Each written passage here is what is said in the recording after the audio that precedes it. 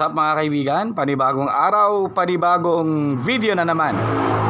So sa araw na to mga kaibigan, bibili tayo ng laptop ng shop kasi alam nyo na, nagkanda-sira-sira na yung mga gamit natin. Trinay natin inayos pero wala na talaga, pabigay na talaga sila mga kaibigan. So bibili tayo ng second hand laptop ngayon sa Apari, Cagayan. Kaya samahan nyo ko sa panibagong lakad natin na ito, naway makakuha tayo ng mura. No, second hand lang sa Kalam. Let's go, close muna ang shop ngayon mga kaibigan. Tara. Ayun, so ito nga pala yung iba't ibang mga options mga kaibigan. Ito nga pala, pangalan ng shop mga kaibigan ay HY Computers.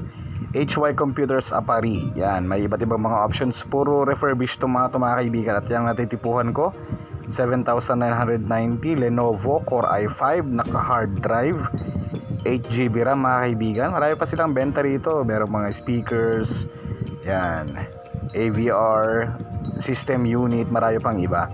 So ito lang kasi yung pinakamababa na nakita ko mga kaibigan, yung 7,990. Nakasale na rin po yan mga kaibigan. Merong 11,000, merong 14,000, 12,000, no? Depende lang yan sa specs, depende lang sa unit.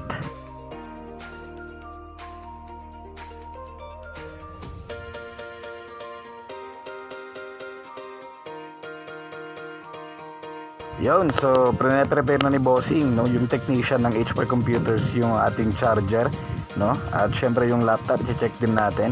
So bale, ang chinek ko na lang dito mga kaibigan is yung specs mismo, and accurate naman.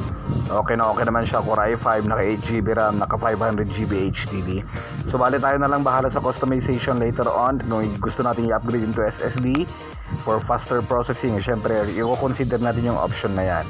So nabili ko to ng 7,000 or almost 8,000 mga kaibigan. Okay na rin siya.